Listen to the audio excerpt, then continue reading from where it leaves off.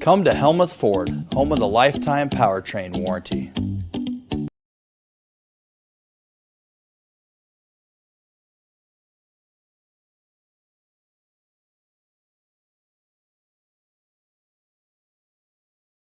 Hi, this is Stacy from Shuttler Insurance Services. Come see me on the east side of the square in Sigourney for all your insurance needs.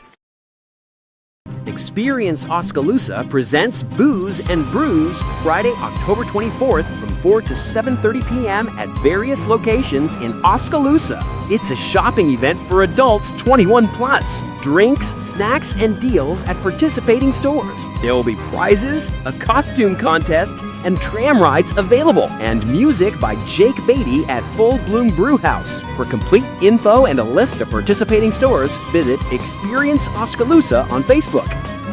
Delta Fire and Rescue presents their annual haunted house every Friday and Saturday in October. The haunted house is located at the Delta, Iowa Fire Station, 103 North 2nd Street in Delta. Doors open from 8 p.m. to midnight. Tickets are $15. Food and drinks are available to purchase. It's the Delta Fire and Rescue Haunted House. Come and be scared, if you dare.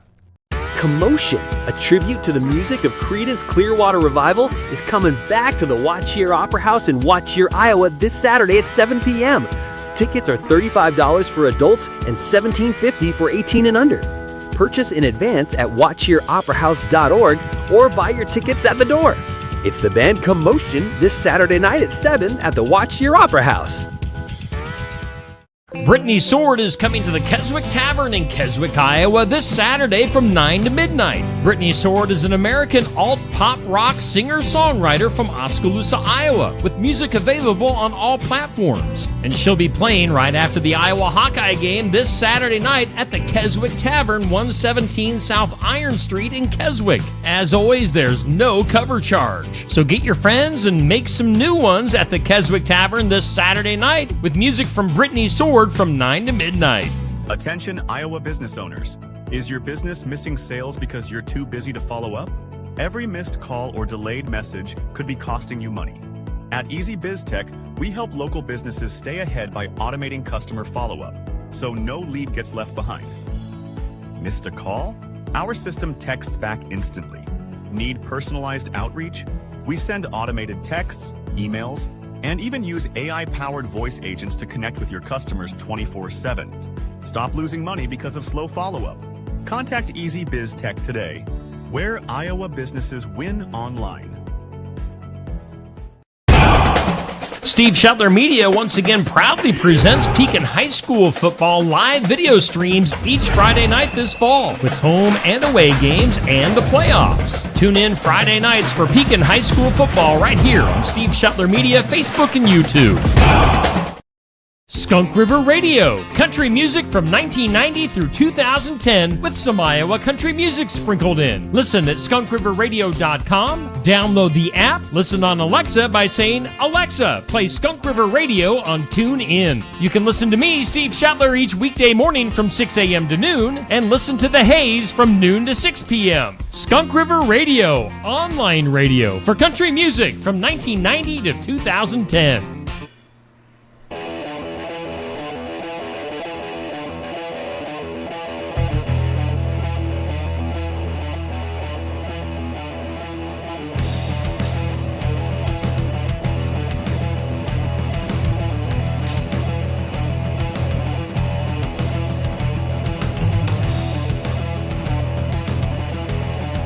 And welcome in. Time now for the sports section here on Steve Shuttler Media. Of course, we're live at Barnwired in downtown Sigourney on a Saturday morning, and coming off of what is mostly the last game of the regular season last night for the majority of our area teams, heading into the playoffs now. We're going to be talking a lot of football this morning. Of course, starting off with Pekin, we'll have EBF football on here momentarily, and we'll wrap things up with Sigourney Keota's Jared Jensen. We'll start things with Coach Clint Weber from Pekin, who is not our host this week. We've got our regular host, Andy McGuire, hanging out with us. Andy, last week you had the Fever for the flavor of football. And now you're back at it. Take it away. That's right. Yeah, I've got a fever, and the only prescription is more football.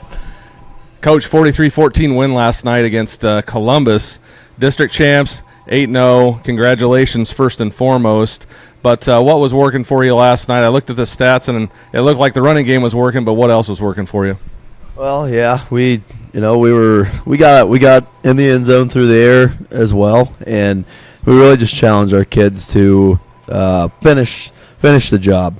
And we knew in Columbus, I tell you what, they're second to none when it comes to physicality. There were some hard hits last night, and we knew they were going to be a handful, as they always are. They got a lot of speedsters, and then, like I said, a physical and good size O-line and D-line. So, we knew we had to be able to do both to be effective. And we had a couple big plays in the air, and then a lot of small plays in the air, and then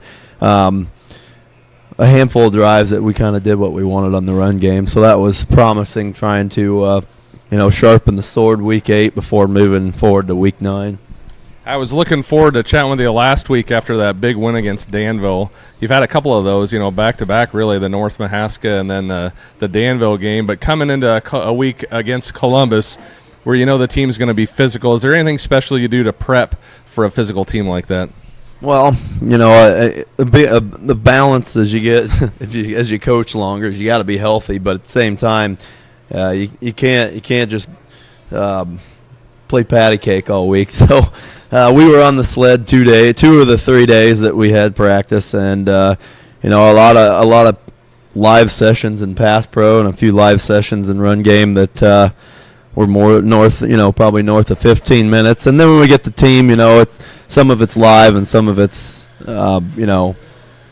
So we try to keep up the level of physicality when we're practicing. So you got to do that so that you don't get stale. And at the same time, we probably on defense we were tackling our sleds a little more this week instead of each other, trying to minimize some of that contact before we move to week 9. So that's a good point, Coach, and I want to touch on that for just a little bit as we wind down this regular season. Week 8, there's going to be a lot of soreness. There's going to be a lot of stiffness. How do you manage that on a team, but also stay physical enough that you're prepared to play the games? Yeah, we push a ton of hydration, like a lot, and then we have, fortunately, all the fundraising we have a recovery supplement room that kids get a bar or a shake after every workout, and I do think that's turned the corner a lot as the nutrition part, and we try to push that info a little bit to our our parents, and so taking care of things outside of practice is a big part, and that training room's got a nice stainless ice bath that more than a few use consistently, and then Brent Adams always got the Adam family ice bath going where all the players go there too. So, our kids are valuing the ice bath recovery and like I said, the nutrition and hydration side of things. I think that's a big part of it. I think, if you're going to get hurt, it could be bad luck, but people forget, to take care of themselves outside of the game. Yeah, absolutely. So, getting back to the game, this was the first game that Columbus had on this new field. Yeah, I was led to believe that maybe it was going to be turf. Chatting with you this morning, it's actually grass. What impact did that playing surface have on the game last night? I know it wasn't quite established, and the only game that Columbus has had on it all year, as I understand, they're going to play 5 home games next year, maybe to try and make up for some of these, but was that an impact on the game at all? I personally, pre-game, I thought it was going to be. It's got a heavy sand base, and I think it's that Kentucky bluegrass, and it grows. And I'm not trying to be a turf expert. Kind of grows in separate clumps and then fills out, but it takes time to fill out. Sometimes it takes 2 years, and it was thin, and there were just some spots that we felt like were sand and dirt. But when we push the sled, we talk about short, tiny steps, and we just talked to our linemen a little bit about that. But there were a couple. I think Elijah Brock had a first punt return. He went to cut and wiped out, but it didn't ultimately. I don't think it would change the game so dramatically that would change the outcome unless it was maybe a one-score game or something. So, it was a little bit of a challenge, but fortunately we stayed safe, and there were nothing went south for us. Looking at the stats, like we talked, the running game was working. Nolan had, I think, 170 yards on the ground and a handful of touchdowns. As far as the receivers go, it looked like a pretty even spread. There wasn't one standout as far as the receivers go where it was a really gaudy stat line or anything like that. Flipping over to the defensive side, it looks like you guys did a really nice job tackling. I saw a lot of different guys with 4, 4.5, 5, 5.5 tackles, that 4 to 6 range. Anytime you get that out of your guys, that's a pretty productive night. One guy I wanted to mention was the Daniels kid at corner did a really nice job last night. That was a name that stuck out to me that we haven't really talked about. Coach, what can you talk about that player's play? Yeah, Will Daniels, he's like the ultimate selfless guy for us. He's been moved around a little bit on both sides of the ball for almost every year, and you've just been behind a couple really good players as a junior and sophomore that he didn't get to see the field as much as he want. He's moved him to corner this year, and he's worked just tirelessly to be involved in. He's a big special teams role player. I tell a lot of our kids, I can remember in high school being a role player at times, and that's something that's got to be valued more, and he does a good job of valuing that. He takes his job seriously. And then, we had a couple cramps in the secondary, so he went in there and he did a good job. And he did. He come up. He actually got a personal foul for waist tackling. Some people would call it a suplex, but I told him, I'm like, that I'll take that penalty because he's one-on-one out there, and he wrapped the dude up, and you got to get him to the ground, and I'll take that penalty all day, I told him. So he's a smart kid and he works hard, and he deserved that time last night. Yeah, that's great to point that out. Sometimes these penalties, if you're being aggressive and you're not playing dirty, absolutely, you're going to take that. So that's what you want out of your kids, I think. You don't want penalties, but you want aggressive play, and sometimes that leads to things of that nature. I don't know that there's a lot to belabor on this game, Coach. You got your 8th win. If I would have told you at the beginning of the season that you'd be sitting here 8-0 going into playoffs, what would you have said to me? Is that an expectation, or are you a bit surprised by that? Well, I think the difference between our program 3 and 4 years ago, or even 5 when we went 0-8 year 1 and 3-5 year 2, is kind of looked at some of our coaches last night. I'm like, it's fun to win, and we'll never get tired of it, but it didn't feel like a huge milestone, and I do credit that to the culture shift, and I think our teams expect to win now, and it doesn't mean we aren't happy and don't celebrate it, but we expected to win last night, and that's not an egocentric comment. It's we know what we're capable of, and we almost squandered one the week before with 6 turnovers, and we still found a way to win. And I'm not saying anything too high for our team, but if we play a clean game, we have a lot of potential. And I think our kids now expect going into games to win. And because of that, I don't like to guess records or anything like that, but we knew in every game that we went into this year that we expected to win, or we had the potential to win or win big. And fortunately, we had some of that cardiac kid luck a couple times this year, and I had a lot of coaches that have been a part of my life text me after Danville and say, luck finds teams that work hard and do the right thing, and I guess they're kind of right, because I think that did happen a little bit last week, but we're not ashamed of it. So we're happy where we're at, and what an accomplishment by our team and our parent support systems, and we just look forward to forgetting about 8-0 now, because guess what? 8-0 doesn't matter, and we want to go to the playoffs and go 1-0 this week. So 8-0 team, you had a deep run in the playoffs last year, and you guys are getting 0 love in any poll that I'm looking at. Is that bulletin board fodder for you guys? Do you put that up and say, hey, you guys aren't getting the respect? Does that motivate the team? We started. I did start throwing that piece of bait out a little more the last 2 weeks, and it's we don't worry about the rankings, but as we haven't moved forward, and some kids have asked, who do you think you're going to get, this and that, and I told our whole team before we went out last night, or Coach Gentry might have, no one does think we're any good, and that's fine. I love it that way. And, there's not a lot of respect for District 5 and Class A. I think a lot of people think Southeast Iowa football is not tough, personally, and I don't care. And it's just another driving force or a little bit of fuel to dump on our fire that, hopefully it's just one more element to help our kids prepare to, be ready to go this year or this week. When you have a program with culture like you do now, you've built it, Coach, and you have a season where it's 8-0, and you'll hear other coaches talk about, well, maybe you take a loss. And, that was the best thing for this team is that we lost, You guys really don't have that loss, but you've had some tough games. So 2 questions on this. One is, do you believe in that theory that sometimes a loss is a good thing? 100% I do. It's timing, depending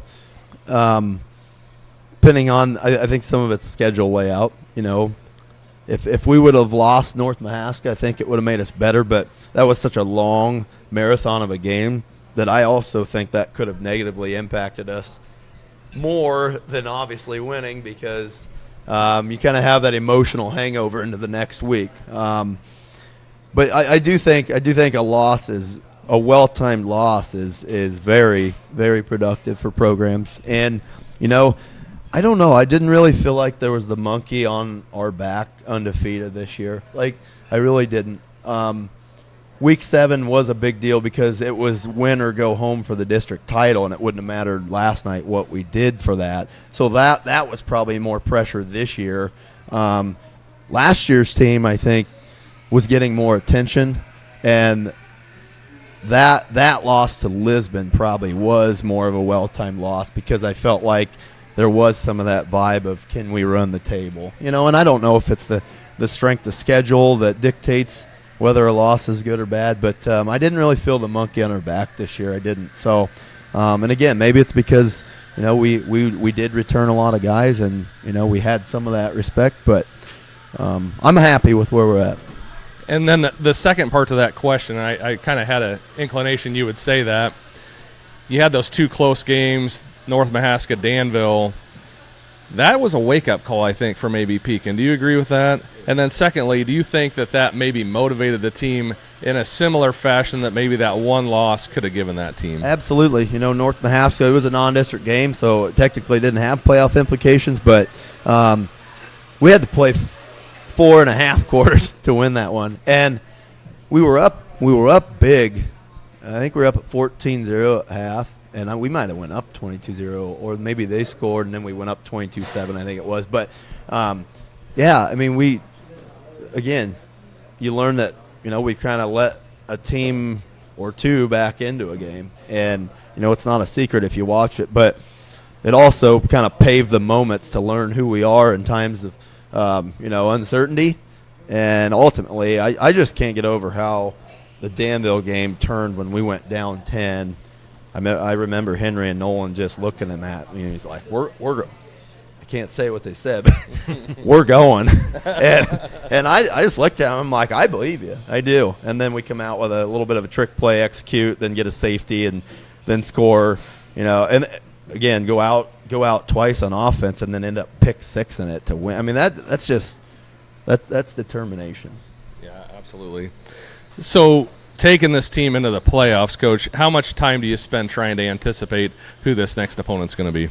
Well, fortunately, I guess I've got a decent amount of coaching connections that I've got like 3 spreadsheets sent to me from different coaches, and they're not done like half butt. They're like intense, and they got travel time, they got everything. But I still do my own homework, but there's only so much time. We got 2 hour or an hour and 40 minutes till we know.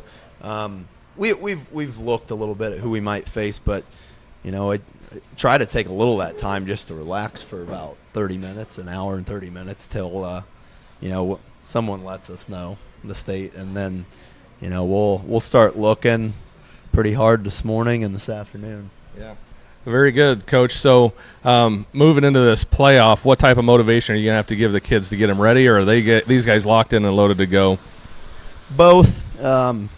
They've really flipped the switch every game where we've started out this year, but I try to kind of come up with a theme week to week, or in this case, I guess maybe this postseason is we're always trying to find an edge on our opponent, and we usually ask ourselves, what are we doing better than everyone else, and how can we build on that, and then making sure that we close the door on any gaps that we have, because everybody's got holes or gaps in their team. Are you transparent enough to identify what really hurts you instead of ignore it, and try to get better at those things, and then, like I said, try to sprinkle in some things that will give you an edge, and ultimately not forget to have fun while doing it. Yeah. So looking at the team, it looks like we're pretty healthy. Looks like we're going to have a full roster rolling into the postseason. Is there anything you learned last year in playoffs that you're going to bring in this year as far as a prep type thing goes, or just getting the kids ready to rock and roll? Composure.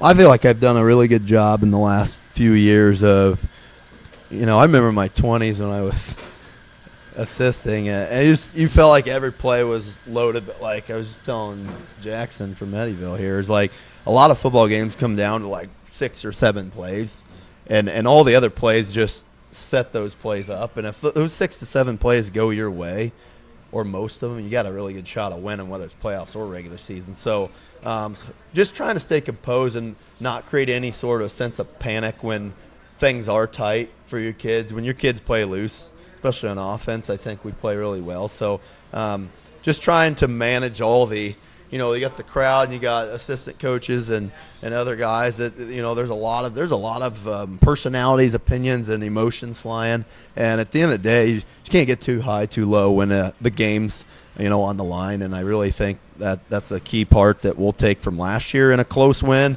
and then, a tough second round loss that hopefully we can use this year. All right. Coach, you got a ball rolling here. I think you've got a real great shot of making a deep, deep run, and we're certainly rooting for you here at Steve Shetler Media. Hey, Coach, have you we briefly talked about this before we went on. Have you ever, and I'm not blame on the officials or the players, have you ever been a part of a third quarter like last night? How many penalties were there in the third quarter? Well, I didn't count, but Josh had probably unofficially 15 to 16. Was it really? Penalties. I knew it was a lot, and a lot of them were quick and back to back, and that there was a penalty on us and there was a penalty on them, and then there was a full play, and then it happened again. But yeah, there were some tough ones, but I really liked last night's crew. I thought they did a good job. Marshall Cott from Mount Pleasant, he's kind of the leader of that crew, and I think Jordan Woods, the other guy, Brett White. I think they're a good crew. So it was one of those points. Even had a mom ask me, were all those penalties legit? And I'm like, well, they threw them, so yes. But it is what it is, and it did stretch things out. I always feel like there was a spot in the game where that kind of happens, and it was for a little bit. Yeah, it seemed like things got cleaned up, though, in the fourth quarter, and we breezed through that fourth quarter pretty quick. One last thing, Nolan Glick was chosen as our Daisy Dew Landscaping Player of the Game. Yeah, for the longest time, we were kind of undecided on who it was going to be, but then Nolan really asserted himself there in that second half in the fourth quarter. Any specific thoughts on Nolan?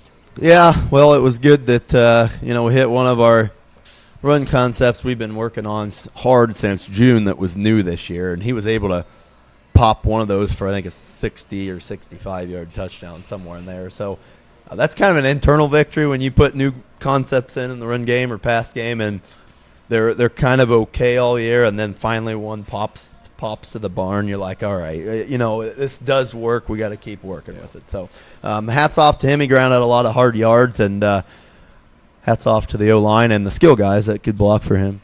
For sure. All right, Coach. Well, we appreciate your time as always. Thanks for coming in this morning, and we'll be talking to you again next week here on the sports section. Stay tuned. We're going to take a commercial break and come back with EBF football right after this. At Beacon Community Schools, opportunity isn't limited. It's everywhere. From FFA to music, business to athletics, our students explore it all. Small class sizes mean big advantages. Personal attention, strong relationships, and academic success that goes above and beyond. You're more than a student. You're a story, a voice, a vital part of our school family. From the classroom to the kitchen, every adult helps shape futures. At Pekin, pride runs deep, where everybody is somebody. Schedule your next dental appointment with Dr. Dan Schuster at Oski Dental, 641-673-4845. They're accepting new patients. Oski Dental will file all of your insurance forms for you. They're a Delta dental provider. And Oski Dental is located at 902 South 17th Street in Oskaloosa. That's Oski Dental, 641-673-4845. We make smiles happen at Oski Dental. Stop by James Family Greenhouse and Produce in Sigourney. They have a variety of hanging baskets, annuals, shrubs, perennials, trees, mulch, and vegetable plants. Plus, you can spruce up your landscape with yard decor or decorate the inside of your home with home decor. James Family Greenhouse is also a great place to stop in for some gift ideas. You gotta stop in and see it all for yourself. James Family Greenhouse at 701 East Jackson in Sigourney. And be sure to follow their page on Facebook. Looking for more than just a job? Find a career where you make a difference right in your community. What I appreciate about First Resources is our dedication to innovation, always looking for ways to expand programming and offer greater opportunities for our staff and everyone involved. First Resources staff are amazing. They're committed and they are motivated and they are fierce advocates to help clients meet their goals. If you're ready to join a team committed to making a difference, apply online and join us at First Resources. Build it together. Build it with Valley Lumber. Are you building a new house or maybe wanting to do a remodel? Come check out our showroom at Valley Lumber and Hardware's Eddyville location. Cook kitchen cabinets, masonite interior doors, and more. Not sure what you want? Let us help with the design and layout of your new kitchen or remodel. At Valley Lumber and Hardware, we can help with any room in the house, from lumber for building to shower enclosures, paint, and more. Choose Valley Lumber and Hardware with locations in Eddyville and Albia. Alrighty, we are back with the sports section. We're live at Barnwired in Sigourney, Iowa. Stop into Barnwired for some coffee, for some breakfast on this Saturday morning. We're talking football, and we've got EBF football on the show this morning after probably a pretty short night for you guys, having a road game last night. Andy, take it away, and let's talk to EBF. All right, we'll start with Coach. Coach, who did you bring with you today? Well, I brought Kenton Stout here, Caden Kirkpatrick. We got Cale Davis, Tyler Gillespie, and then Corbin Padgett with me. So a couple guys ready here to talk and have fun. All right. A run up to Durant last night. You guys had a close one, right? 27-24 loss, unfortunately. But you got to feel pretty good. I'm not a believer in moral victories, and we're not going to come home feeling proud about ourselves that we lost a game. But Durant's a quality team, Coach. Would you agree with that? Yeah, they're a physical team, and that's exactly what it was. It's one of those ones where one big play kind of got us. It wasn't sustained stuff. But physical team, I thought we matched that pretty well throughout the game, and it was a close game, so because of that. Yeah, they're kind of fresh in my head. SK played them last week, so we had a good look at them as well. And I want to talk about one guy, that fullback. That fullback was a load, boys. Did you guys get a hand on him at all? Yeah, he's pretty strong. I mean, we handled him pretty well last night. So excellent. And Corbin, you're right in the middle, right? You're not the safety. No. Am I guessing that right? I'm a little too big to do that. But I think you can handle your own with this guy. Were they running that dive play up the middle quite a bit, or were they trying to push you guys outside? They started trying to run up the middle a little bit, and then they just started pushing outside because most of the year teams haven't had luck running up the middle on us. So. Right. Yep, I've watched that. You know, when this EBF team showed up at the Snake Pit, you look across, you guys absolutely passed the eye test. And, Coach, I think you guys have this thing rolling a little bit here. Do you agree with that? Yeah, I think we've become more physical. We kind of have the guys that have really bought in and been there. I don't think there's a game this year that we've left, win or loss, and other teams thought like we kind of handled them. They weren't physical. So I think that's kind of what our mentality has been, is just being physical no matter what. The score will figure itself out as we go. And I think we've shown up and done that every time. Like Corbin said, a lot of teams that used to run up the middle on us, it has not been that way, and they've had to try to do some other things. Last night was that way for their fullback. We keyed on that, and the reason they had to do other stuff to kind of beat us rather than run that fullback. Yeah. One of the things that I noticed when I looked down through your all roster, you got a lot of sophomores, you guys got a lot of juniors. You know, you guys are not necessarily a veteran crew, even though you do have a lot of snaps under your belt. You guys have all played together for quite a bit, right? Guys, talk to me about the culture of this team. 3 and 4 at this point, right? Is that something that you guys are taken as a win? And I know that it isn't what you want, but you guys are building something here, right? Is that that's a feeling I get? Is that a fair statement? Yeah, we've built a ton compared to last year, and 3 and 4 isn't a record we'd like, but it's way better than last year. And just our team's like a big group of brothers. We all stick together through everything. Yeah. That was the sense that I was getting from the press box in Sigourney, and forgive me because I'm chasing a kid around too, but I do keep an eye on what these district teams are doing and how you guys are growing and what to look for. Not maybe even this year, but next year and the year after that. Taking it to your teammate to the right here. What do you guys what did you guys set for victory or for goals at the beginning of this season? First goal, obviously, make the playoffs. And then our second goal was win the district or top 2. So we weren't going in as 4th team. And we didn't get the goal of top 2 in the district, but I think as a team we all can agree that we've shown a lot of improvement through the past years. Yeah, absolutely. So taking it back here, you guys are going to be a playoff team. There's no doubt about that. You guys are playing in the postseason. And so what does preparation look like for you guys as it comes into, effectively now record 0-0? What happened, and moving forward, the destiny's in your guys' hands. What are you guys going to have to do to be successful? The same thing we've been doing every week, watch film. You have to watch film. It's the most important thing you got to do, and make sure you know what's going on. We're going to find out who we play here in about an hour or so, and just got to prepare mentally. I think that's the biggest part. Mental part of it. We're all 0-0. Doesn't matter about rankings at this point. It's just who shows up to play or not. So. Right. And so tell me about practices. We'll come back here. What kind of practices you guys run? Are you guys out there and music's going? Are you guys having some fun, or is it just all business and we're going to go get physical? It's a little bit of both. We try to get stuff done at practice, and if we're getting everything done like we're supposed to, we can have a little fun. But we just practice hard and go through other teams' offenses and just prepare the best we can for Fridays. Yeah, that sounds good. So Corbin, talk to me about team camaraderie. A lot of teams will do a team meal night. You guys will have little traditions, stuff like that. What do you guys do to build that team atmosphere? We like to have team meals, and we also do every week, or every so often we have a Friday off. We go get team meals, and we have certain things to do in the off season that get us together. We practice every Sunday and stuff, which is nice to get everybody together and just start building a relationship with the team guys. And we lift every morning with each other, just showing how hard everybody works. Which when you're playing a game and know someone works as hard as you does, it makes it worth going out there and playing. Yeah, absolutely. So you guys lift every single morning? Yeah. That's awesome. Do you guys go hard every morning, or is it just kind of a mix? Pretty hard. We usually lift for about an hour, and then we go and run for around an hour. So. Oh wow! Yeah, you guys are really getting after it physically. So, Coach, talk about that a little bit. Just your philosophy on weight training, recovery, and stuff like that. What's the program that you have set up for these guys? Well, Coach Whitehall came in with a pretty good program. He runs our weights day to day in the classroom. We actually get lucky enough to have a weights class at Eddyville. Summertime, like Corbin kind of talked about, gets after it pretty well. I think this year more than past years, the team is there, bought in. I talked to Coach Jensen quite a bit in Sigourney about the number of guys they have, and I think we're in that right track to continue that. We have a lot of stuff, kind of like sponsorship stuff.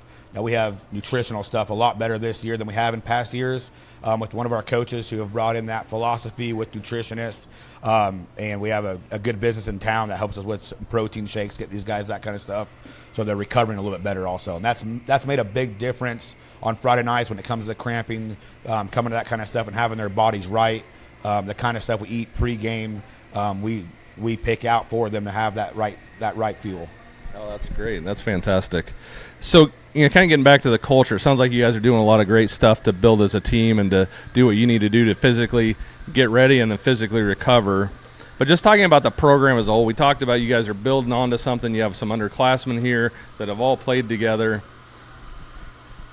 When I look at Eddyville Blakesboro, I remember 10 years ago, you guys were running and gunning and really physical, and then it seemed like maybe we dropped off just a little bit, and now you're kind of coming back into that standard, if you will.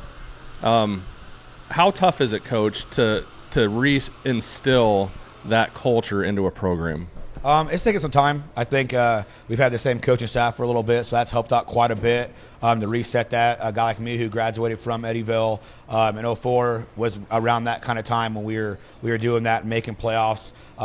The community helps out quite a bit being there, backing these guys, but I think these guys just getting bought into some of that stuff, some of the traditional stuff they're starting. But just them being around each other has helped quite a bit of being there for each other.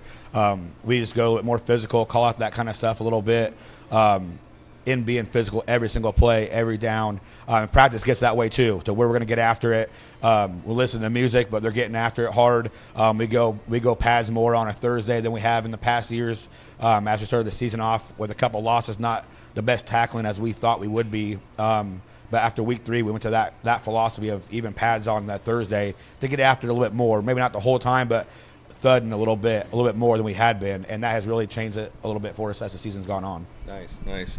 So one of the things I like to do with teams that I don't have here on a regular basis, I always talk to Pekin, I always talk to SK, but I love getting to know you guys a little bit better. So let me ask the question. Coach talks about music, and this is my favorite question. Our viewers are probably tired of hearing it. What's your guys' song? What are you guys listening to? We got a lot of different, it varies from day to day what genre or what type of music we're listening to. But with Coach Whitehall, it's a lot of older rock we like to listen to during practice and stuff like that. Yeah. All right, so I'm going to get the specific question for you. You got the headphones on or the buds in. What is the last song that is on that playlist before you hit the field?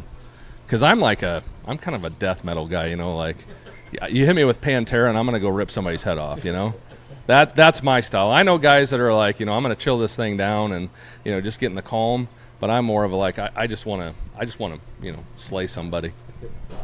Probably Three Doors Down. Uh-huh. Which one? Kryptonite? Yep. Really? Kryptonite. I like it. I All like right. music like that right before the game. Nice. All right. We're going around the horn with this question. I got to have it. What's yours? Last song, getting ready to go do some gnarly stuff to somebody. Honestly, I don't even know what song's playing. I'm just locked in, ready for the game. So whatever's playing is playing, and I'm ready to go. I respect Blind Rage. How about you? Probably Brain Stew. What? Brain Stew. Brain Stew, Green Day. Gotcha. All right. Next one. Probably This Love by Pantera. See, you and me are, shout out to you. Corbin. For me, it's just different every game. Really? Different one? I got Ozzy Osbourne, some rap. Yeah. And stuff like that. I could see that for you. Crazy Train. I like the I Don't Want to Stop song. Oh, yeah. Yeah. See, there we go, Shetler. This is where it's at. All right. Okay, so we'll do this to another question. We're talking about food and eating as a team. What's the best team meal, Corbin? We're going to go around the horn with this one. We'll come back around since you already have it. Well, I'm big, so I like everything. So. Meat and potatoes, right? I guess. Just feed me. I don't even know. Something with potatoes, probably. We've had lasagna a few years this year. It's been pretty good. So. All right, lasagna. Yeah, same for me. It's all good, and yeah. Oh, we got some picky eaters up here. How about you? I like the new noodles and beef that we had the other night. Mm-hmm. Beef and noodles. Beefy. Yeah, the other night we had noodles, steak, and chicken, and then fruit with it, and that was really good. All right. The protein. All right, Coach? That's right. How about you? What's the song and what's the food? Oh, man. I like the Oreo fluff, so I go dessert at the end, so that's good. But the biggest thing is kind of just, it's not really a song for me, but these guys, we've started that tradition of we bought our speaker, we walk out with that speaker, with the music, some of the Back in Black kind of stuff. That's really been just walking out there with these guys with that song with the speaker has been a big deal, and I think it's really, even the community has really embraced that. There's people taking videos and we're putting those videos back on. So I think whatever I'm walking out with these guys, I'm good to go. Yeah, I'm all about tradition. So do you guys have tradition after a victory, or just after post game? What do you guys do?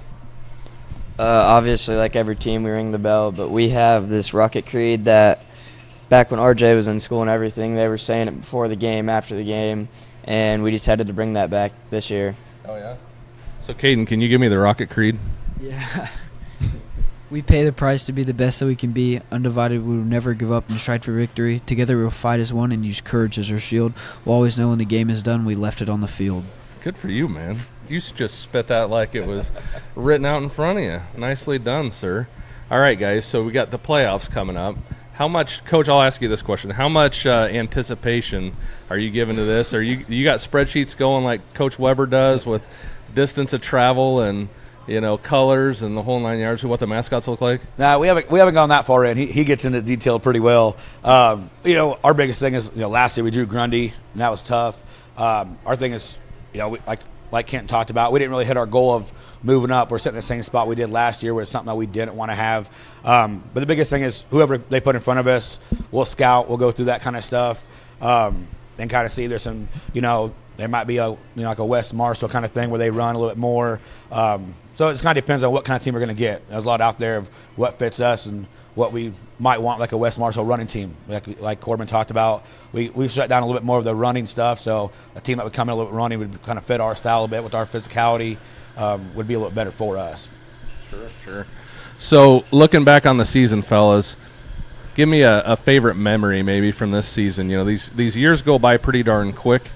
And one of the things that I think a lot of high school athletes, and I encourage my kids to do this, is just stop for a second, forget about the numbers, and just look around and think back. What are you going to remember from this season and with these guys? Kent, we'll start with you.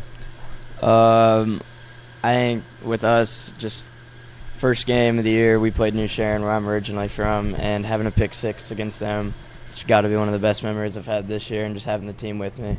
It's not the score we wanted, but we fought that game hard and just fought the whole game. Yeah, that's a good one. My favorite memories just got to be some of the locker room talks we have. They're just funny and can't forget them. All right, give me one that is, I guess, podcast safe. I don't know, just hyping each other up before the game, our talks, our prayers, all that stuff. It's just great to have. Yeah. Really brings us together.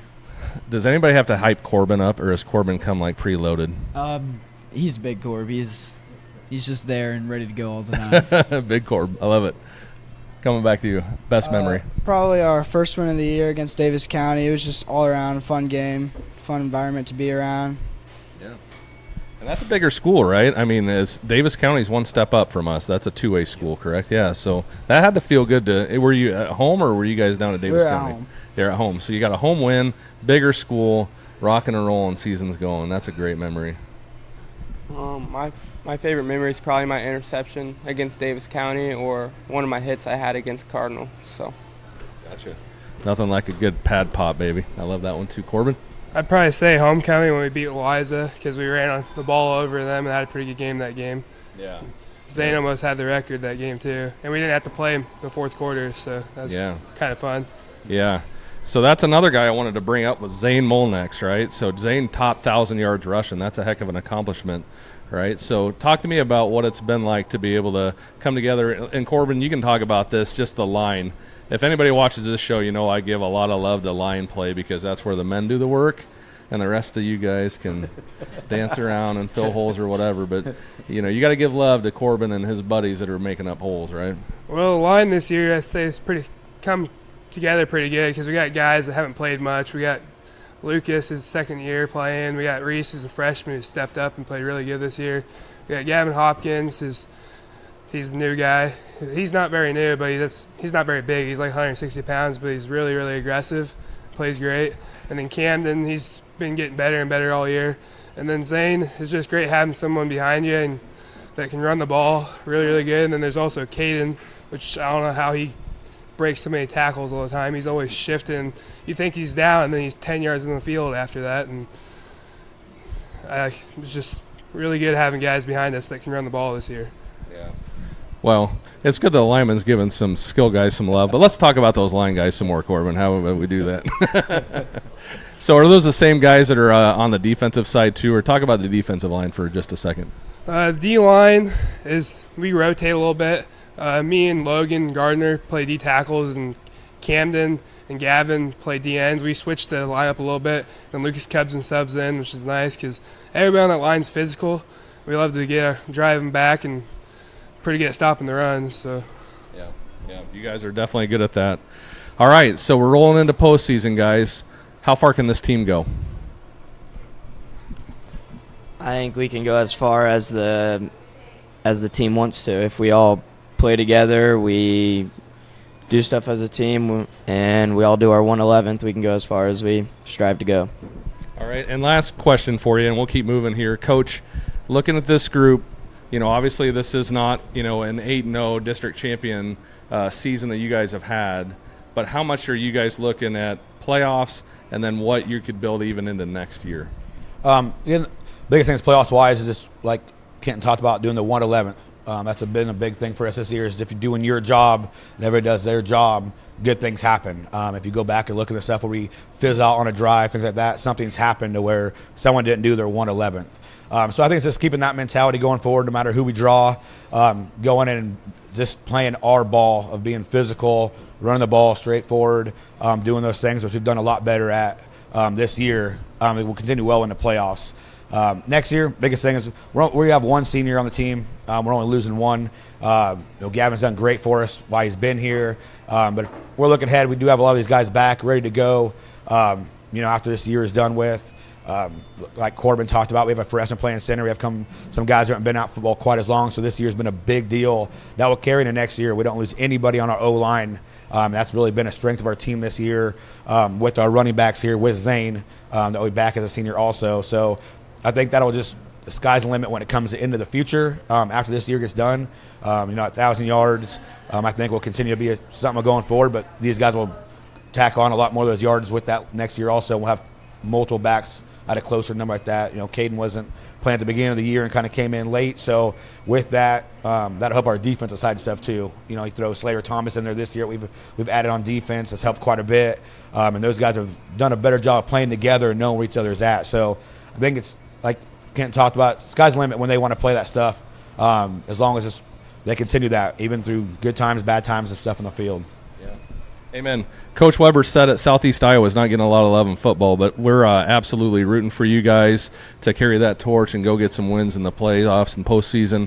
And then I'm rooting for you, now and next year and the year after that, because we need to have good, high-quality football here. And, to be the best, you got to beat the best, so that can go two ways, baby. So proud of what you guys are doing, and keep it rolling. Thank you. Before we get out of here, as always, we got to mention how EBF supports the athletes in the polls that we've got here on Steve Shetler Media. I know Corbin, Zane have both been male athlete of the week so far already this year. I know EBF football has been team of the week, twice, I think? So maybe briefly give a shout-out to the supporters. Well, like I said, our community does a great job being there, supporting. They travel well. We're up in Durant last night. We have full crowd there that you can hear. And that feeds to these guys quite a bit. But just getting that love a little bit, their hard work really paying off, and getting that seen has been a great job, especially through the show. So it's something that we appreciate a lot, that they continue. We talk about, but it doesn't always get talked about out loud straight to the community that way. So yeah, awesome. And Andy, I got a question for you. You were asking them what their final song is before they go out. You mentioned Pantera. Oh, yeah. Is it Walk? What's your Absolutely. Yeah, Walk's the song. Respect. But this love, oh yeah. Are you kidding me? Fire it up, and I'll dun. take these guys on. Maybe Corbin and I can line up across from one another and rock pads. I'm taking Corbin You can break in that my one, hip Andy. for me. So am I. It'd still be fun, right, Corbin? Yeah, yes, it would be. Look at this guy. It'd be fun for him. All right, let's go. Let's take a break. EBF football, thanks for making the trip to Sigourney this morning, and we'll have to do it again in the future. We'll take a break, come back with SK's Jared Jensen right after this. The mission of Essence of Life Hospice is to provide comprehensive, coordinated care to individuals with life-limiting illnesses and to their families, and to support them in the process of death and bereavement. Our goal is to provide palliative care that addresses the physical, psychological, and spiritual dimensions of service for the terminally ill as an integrated whole. We pride ourselves on providing the highest quality care and are on call 24 hours a day, 7 days a week. For more information, visit essencehospice.com. Keota Community School District, we are proud to lead with innovation, excellence, and the heart. With our student-teacher ratio low, our classrooms are built for connection, giving every student the attention they deserve. We continue with our 4-day school week for the 25-26 school year, creating more time for personalized learning, enrichment, and support. And the results speak for themselves. In the 2024 ISAF scores, our students ranked number 1 in math and number 2 in English in our conference. That's academic achievement. That's community pride. That's Keota Schools. Find your Iowa dream home with AE Realty in Montezuma. With unparalleled industry knowledge and local expertise, AE Realty is the Montezuma real estate expert you've been looking for. Whether you're buying or selling, AE Realty can help you get the best deal. You can find AE Realty at 321 East Main Street in Montezuma. Call 641-623-2639 or go to aerealtyinc.com.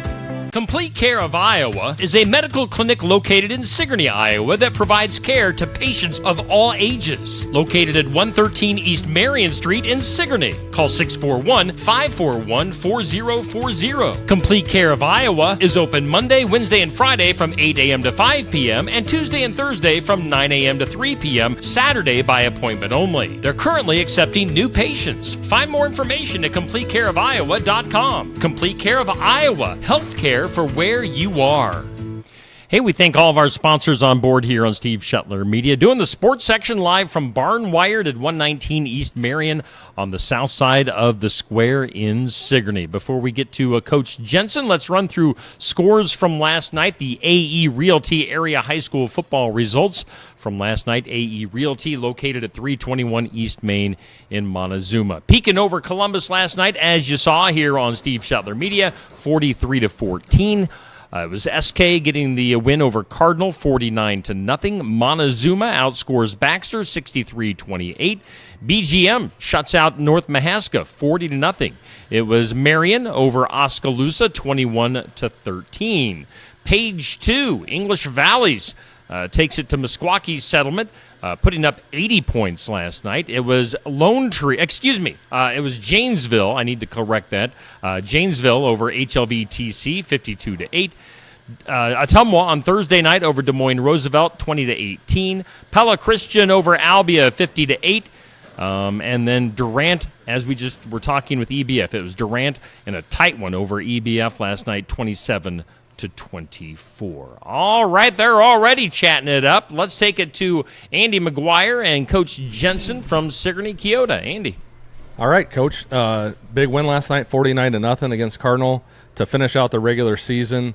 Second place finish in the district, which the first place team is Iowa City Regina. We talked about them at length.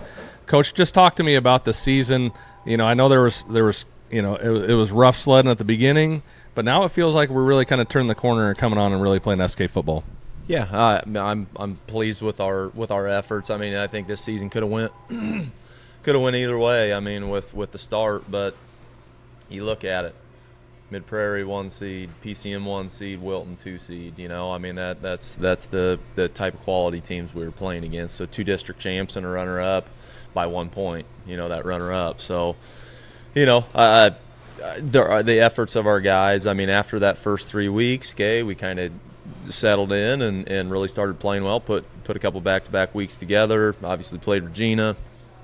Things didn't go well there, but you know, put a couple back-to-back games again here.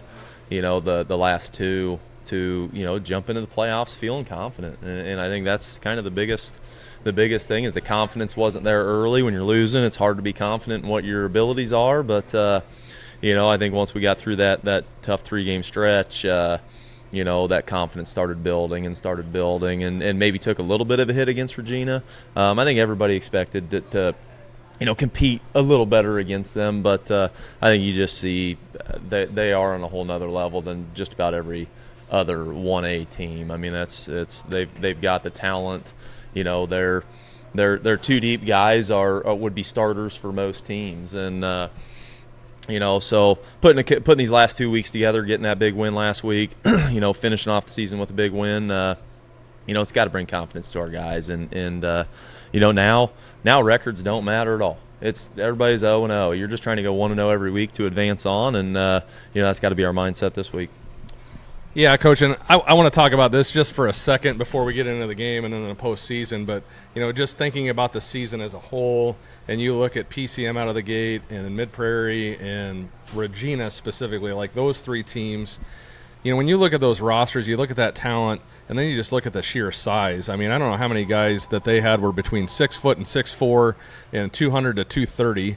And you look at our roster, and we've got some big guys on our team. There's no two ways to say that. But do we have, 6, 7, 8 guys that are 6 foot to 6'4" to 230? We don't have that here in SK land consistently, right? So when you're fighting up against talent, when you're fighting up against size like that on what I consider a grassroots, true Iowa 1A school, is it realistic to think that you're going to be able to compete against stuff like that? Surely on coaching and scheme. Yeah, I mean, I'm sure there's some coaches that can do that. I mean, and a lot of it is you're going against someone bigger than you. Your technique within your position is paramount, and you have bad technique against someone that is bigger, faster, and stronger than you are, you're not going to be very successful. So, size does come into play. I mean, you hate to say it. I mean, there's teams out there that are probably smaller that are really, really successful as well. But when you're playing a team that's that big and as talented as you, they've naturally got the upper hand. I mean, even talent, but size over the talent, that can come into play. But speed can as well. You could have a smaller team that just spreads you out and throws the ball all over the place and beat bigger teams. But you can't teach size. And with size typically comes with strength. So someone that's 190 playing on the line, going up against 230, 240. It's going to be tough sledding all night long. You may be successful on certain plays, but as the game goes on, their size is going to wear on you. And, ultimately, we were just talking about the PCM Centerville game, and I was able to catch that there on Go Pitch TV.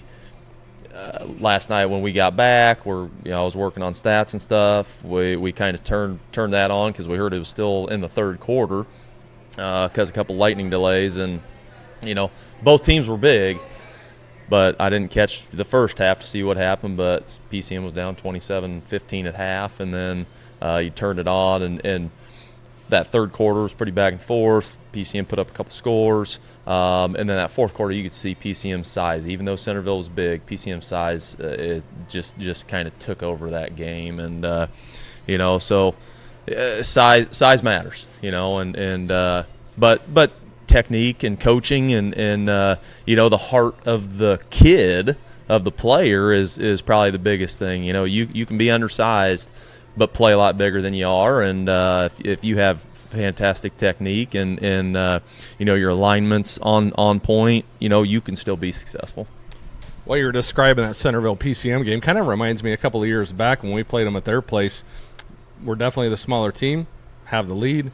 They make some adjustments at halftime, and the outcome isn't what we wanted. The outcome last night wasn't what Centerville wanted. I don't want to get too much onto PCM, but how much of that goes to coaching and just making adjustments at halftime? I think a lot. I didn't see the first half, but obviously putting up 27 points in the first half and then coming back and only coming up with 3 points second half.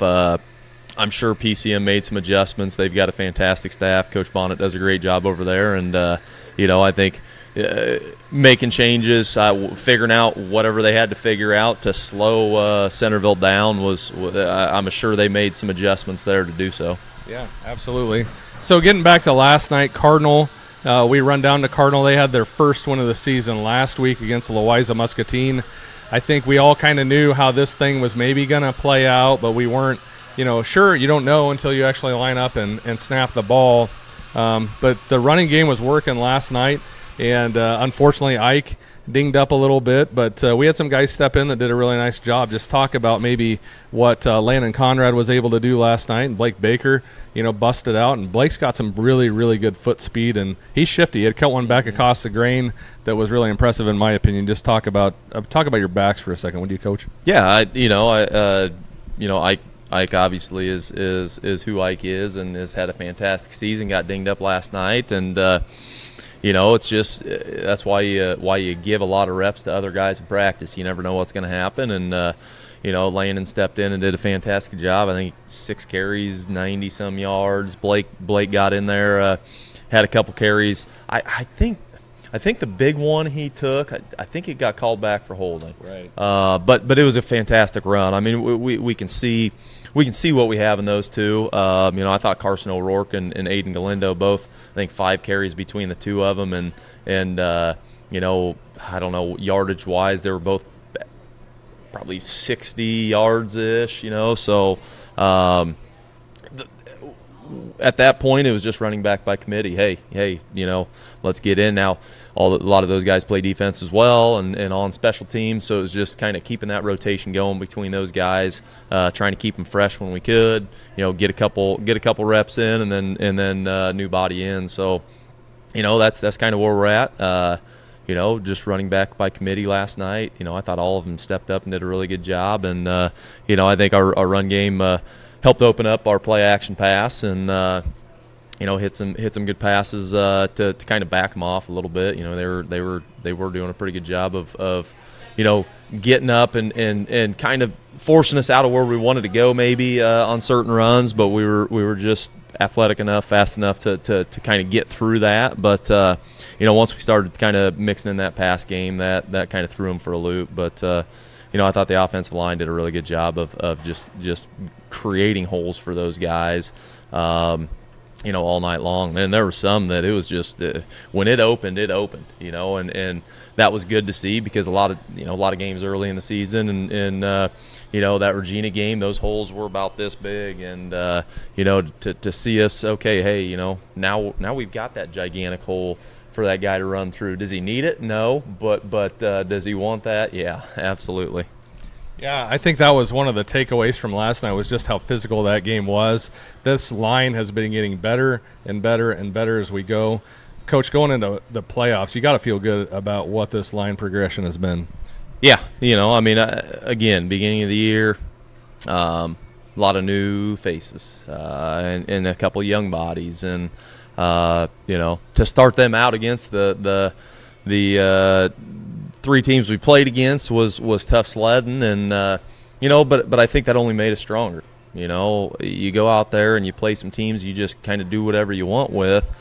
They're not learning, and they're not seeing the mistakes they're making just because okay, we're just better than the groups ahead of us. Maybe we're not picking bodies up that we need to pick up, but those guys aren't making the plays. The teams we were playing, those guys were making the plays, and so just after those 3 weeks, it was kind of, we were able to take a little bit of a breath. All right, hey, here's what we got going on. Here's what we got to get fixed, and they've slowly and steadily just gotten better each week, taking steps forward. And I think early on, we saw a lot more 4 or 6 fronts than we typically do. You throw a 5 front against us, and we feel pretty good. And this year we saw, hey, and a lot of the times it's not just the 4 front. It's just how they're aligning within the forefront, trying to take away what we're trying to do. Alignment's a little different. Every team we face, no one ever sets up the same. So, you figure out the blocking scheme for 1 week.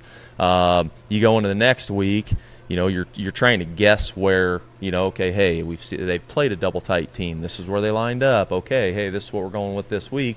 Then you get out on Friday night and they're not aligned where you'd practiced all week. So then it's now I'm thinking. And I think that thinking process is finally subsided. Now they're just reacting to what they see.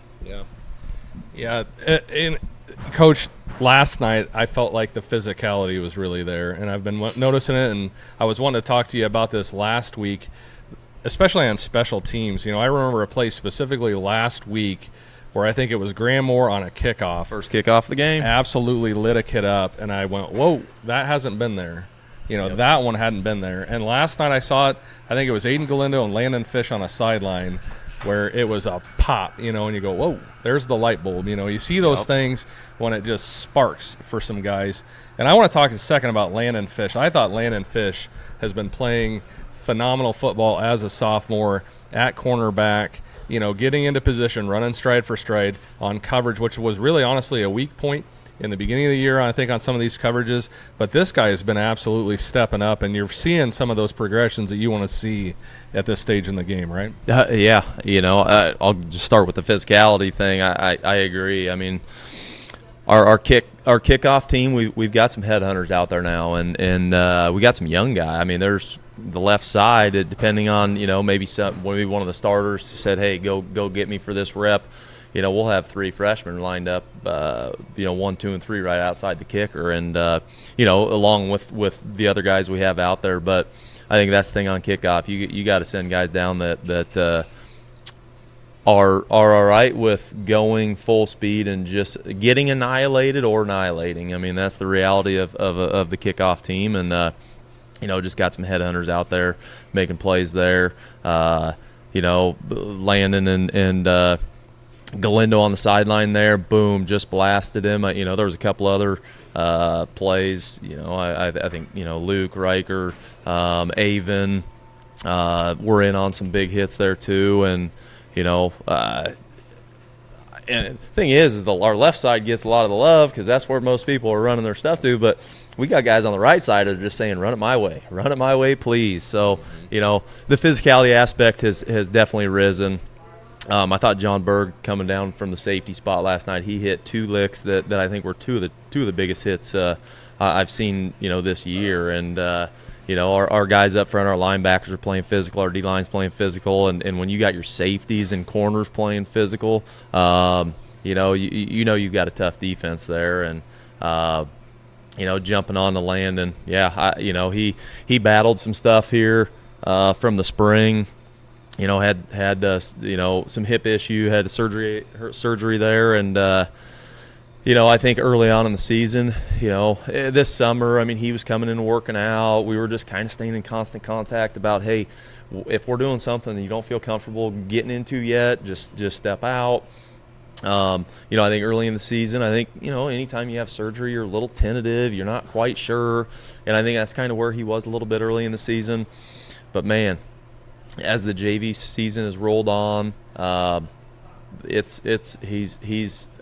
think he's understanding I'm healthy here. Like, it's time to rock, because he's had some fantastic plays in JV, and then he's had to fill in the last couple weeks playing on varsity. And I agree, he's done a fantastic job. I mean, that kid, it takes a certain kid to be able to play single coverage on the backside against somebody, and he's not that big. It's not like he's a physically imposing kid, but man, he's got a lot of heart and just football smarts, and his quickness, is paramount. I mean, you see him on the basketball court, you're just like, how is he that fast? And you're seeing it on the football field as well. So, he's done a good job filling in there for sure.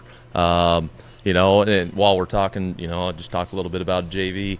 Our JV season, we've had a heck of a season so far. We were 5-0, beat Regina in a 37-36 game, and then Durant canceled on us, and we went over to Pella, not to play Pella Christian, but play Pella High the other night against their sophomore team. So it's our freshmen and sophomores. We got one junior that his first year out for high school football playing with those guys.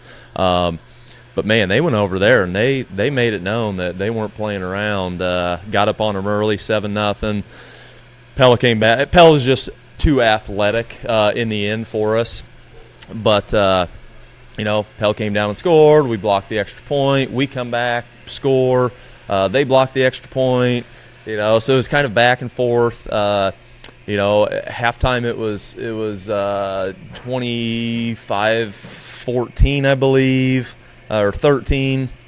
And then we came out the second half. We closed the lead down a little bit. They put a couple scores up, ended up beating us by 15. But that's a 4A football program, and when you got a JV group that can go over and compete against their sophomore team, and their sophomore team is really talented. It says a lot about what we got in these lower ranks. I mean, those kids are just football players. You're seeing that physicality, you're seeing that nastiness out of those guys, and just big props to our JV guys, man. It's they don't get all the love everybody else gets on a varsity Friday night, but as coaches, we see what they're doing, and we are dang proud of their efforts and how things have gone this season.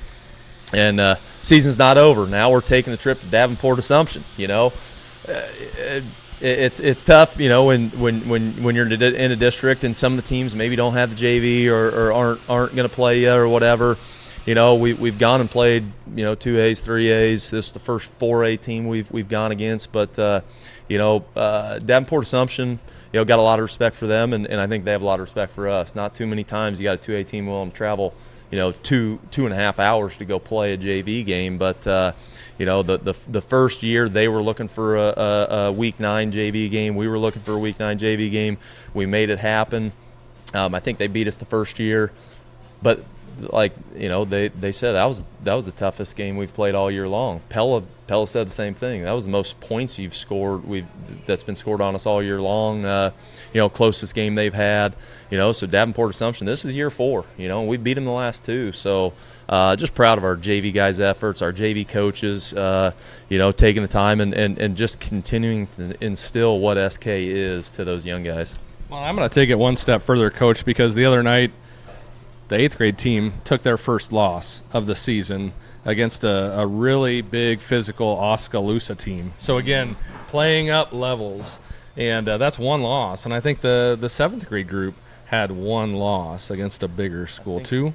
I guess I don't know if they lost against Oski. They won. They beat Oski. They beat Oski. So they just had lost one loss, too. Lost one, yeah. But, and then I'll even take it to 5th, 6th grade. Those 5th, 6th grade boys one team played Cedar Rapids Prairie. And that was more than a physical game. That's a different discussion altogether. But, the fact of the matter is the other team beat Williamsburg twice. Mm-hmm. And these teams are not scheduling within the class, if you will. There's no classes at those levels, but if you think about it at the varsity level, we're not scheduling within the class. And it's the same thing that you're doing with a varsity team where you're putting quality opponents on the field and competing against it. So what I'm getting at is this is a culture thing, and there's a lot to be excited about for SK football, not just in this postseason, because I'm really excited about what this team can do in this postseason, and we're going to talk about that here real quick, but what this group of kids from 5th grade on or even younger can do, and that is a testament to the community and what the people are putting into it. So I don't want to soapbox it too much. No, I agree. I mean, I think it all starts with you play teams you can just go out and beat. Bad habits just become bad habits, when you can just do whatever you want with a guy, you don't have to worry about your technique. You don't have to worry necessarily about your alignment. You can just go because the kid across from you isn't as good as you. And, so playing teams that are at your level or better than you or bigger than you, it all pays dividends in the end. And competition breeds success. And if you're not playing competitive games, you're probably not going to be overly successful when you do play someone that is competitive. Right. So, Coach, record right now, it's flushed. It's 0-0, right? Went through the battle, went through the trenches this year. What do you see out of this team as far as an opponent goes? Do you have any anticipation on who we might draw? I know we're getting close. We're about, 45 minutes out? Yep. Here in about 45 minutes we should know. Adam Sellers does a lot of stuff for us in the background, whether it's working through huddle, getting our scouting stuff ready, and he's always got that map going. And once it gets close to playoff time, last week he said, okay, hey, we might want to start pulling some films. I'm thinking I-35 or Comanche. We weren't sure in the I-35 district, with Pleasantville, West Marshall, and I-35. They were all tied for the first seed. It all shook out with points, but they ended up 3rd seed, so that's a potential game. Comanche, don't know much about Comanche. I've never, I think we played them the year before I got here, and we've been in different classes since, or they're too, over a little farther than what we travel to. So don't know much about them, but he thought those were the two teams that he thought most realistically that we'd pull. I think the wild card might be Union, out a little more northern district there, and it all really depends on I think this first round they do take geographics into play. So is I-35 sitting close enough to the interstate there where they're going to shoot west?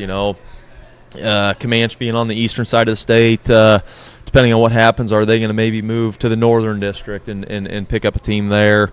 Is Union going to drop to the south? I mean, we don't really know, but I think ultimately geographically those are the three teams that would make most sense. We're probably not sending us to southwest Iowa or sending anybody from southwest Iowa or northeast Iowa. So geographically we're kind of there's kind of a diamond right there between the four schools, or between us and those three schools. So we're going to draw one of those three, I would assume. Yeah.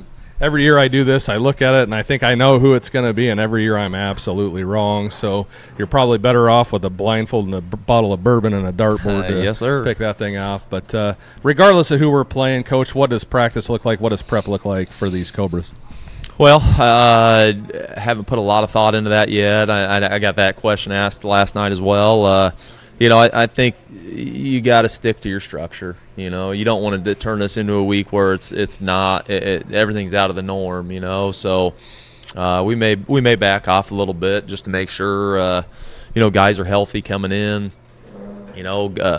Maybe take it a little more of a mental prep week with a little bit of physical contact. But I think schedule wise, I see it staying pretty similar. Maybe what we're wearing could look a little different. Nice. I like it. All right, Coach. Well, we're rooting for you. I'm running long today, Steve. We're 9:15 already, so we got sidetracked a couple of times. Heck, by the end of the show, we might know the entire playoff field, Andy. Well, we can keep going. I would sit here all day and talk football with Coach Jensen or Coach Weber or whoever you sit in front of me, but that's probably not the most productive use of their time or yours either. No, great show as always. Thanks to Coach Jensen for being a regular during the football season. We'll do it again next week. Let's take our final break. We'll come back and do a quick recap right after this. Sam Garden Center. Transform your indoor and outdoor space with our stunning selection. Visit us today, open 9 to 6, Monday through Saturday, located at 2421 Highway 92, Oskaloosa. Early fall days can be pretty warm, and a well-chilled white fruity wine might be very welcome, especially if you're sitting outside. Tassel Ridge, Iowa Edelweiss is an award-winning popular wine that can be sipped or paired with spicy foods. Candle Glow White is a drier alternative that will pair with grilled fish or chicken. And if you're looking for a fizzy wine to celebrate a win by your favorite football team, try our Oski Fasati Pink, a fizzy sweet pink wine. Tassel Ridge wines are available at more than 300 retail outlets, and all are available at Tassel Ridge Winery in Leiden. Keokuk County Medical Clinic is your one-stop shop for healthcare. Our behavioral health providers offer a wide range of services to help you reach your goals. We have a variety of family practice providers who see patients of all ages for acute and chronic care. Jack's Corner Drug is located just down the hall for your convenience. Call 641-622-1170 to reach the clinic, or 641-622-3184 to reach Jack's Corner Drug. Hey, we're doing the sports section live at Barn Wired in downtown Sigourney. Stop in here for some coffee, for some breakfast to get you going on this Saturday. It's a busy place as always. Let's take a look at our athletes and team of the week. Keokuk County Hospital and Clinics sponsors our Male Athlete of the Week as voted on. This past week on the Steve Shetler Media Facebook page, Ben Flander from English Valleys Football was voted our Male Athlete of the Week. Ben looking pretty cool with his sunglasses in that picture. So Ben from EV Football, who got a huge win over Meskwaki Settlement last night. Congratulations to Ben. Our Kelly Style State Farm Female Athlete of the Week, Addie Fitterin from Sigourney Volleyball. Addie, a very popular player and a very talented player. So Addie Fitterin, good to see Sigourney Volleyball represented with our Female Athlete of the Week, sponsored by Kelly Style State Farm Insurance.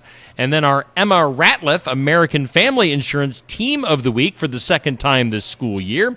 Pekin football, and they deserved it. Last week they got the exciting win over Danville. Last night they got the win over Columbus, so congratulations to Pekin. Glad to have them every Friday night here on Steve Shuttler Media and on Skunk River Radio Facebook. All right, Andy, let's wrap this show up. It's been a great show. We've, as always, had Pekin and SK on. We had EBF football on this week as well. I was trying to get those guys on all year long, and it finally worked out this week, so appreciate them coming all the way from the Eddyville, Blakesburg, Fremont area. Let's see here. What's going on this Saturday, Andy? What do you got going on, and what are your thoughts on the Iowa game coming up? That's what I have my sights set on, is Iowa Penn State tonight. And what do I think about the game? Iowa. Anybody that's an Iowa fan knows that Iowa plays to their competition. Yep. And the big question is what is Penn State going to bring today? My hope is they bring what they've brought the last 3 weeks, because it's been absolutely abysmal for those Penn State Nittany Lions. But Iowa played a really tough game against Wisconsin last weekend, 37-0.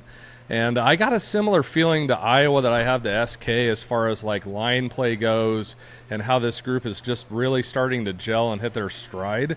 So I'm really optimistic that Iowa's going to be able to get a really good win tonight against a down Penn State team after firing their head coach, James Franklin. But at the same token, you got to be careful with this crew, because Penn State could really come out and try and rally the troops behind this interim head coach. But again, their starting quarterback is out for the season, so there's a lot of different storylines on this game tonight, I think. But I'm never going to vote against the Hawkeyes. Never going to say that they're not going to win the game. So I'm taking Iowa to win this thing. 17-16, Iowa. 17-16. I think it's going to be a little better than that. I think I'm expecting like a 28-17 outing. Okay. 31-17, maybe I'll something like that. Yeah, I'll take that. Now, has Penn State called you yet to interview for the job? No. I'd like to think I have a little more integrity than. Oh shoot, maybe I'm tipping my cards as to how I felt about the previous head coach. But I mean, he got a $50 million buyout. I think you could go for the $50 million. Yeah. Do you think his feelings are hurt? I hear he's going to be on game day this morning. Oh, really? Yeah, they were going to actually interview him. So I'm kind of dying to see what this guy has to say about that whole thing. But I was really engaged in social media after that last loss. I don't know if you saw it, but his walk off the field when Northwestern beat him at home, and he just stopped in the tunnel leaving the stadium and absorbed all of the negativity. I did not see that. Yeah. It was rough. I don't wish that on anybody, but if there's anybody that I'm not even going to say that he deserved it. So. All right. Well, Andy, let's get out of here. We'll be back next week. We'll be talking playoffs next week. We'll be right after the first round of the playoffs, so it'll be a fun show next week, and you can tune in then. 8 o'clock, as always, is our live time on Steve Shuttler Media, Facebook, and YouTube. And, of course, you can always give it a re-listen here on Skunk River Radio at 10 a.m. each Saturday morning. Andy, thanks for your time. Great show as always. We'll do it again next week.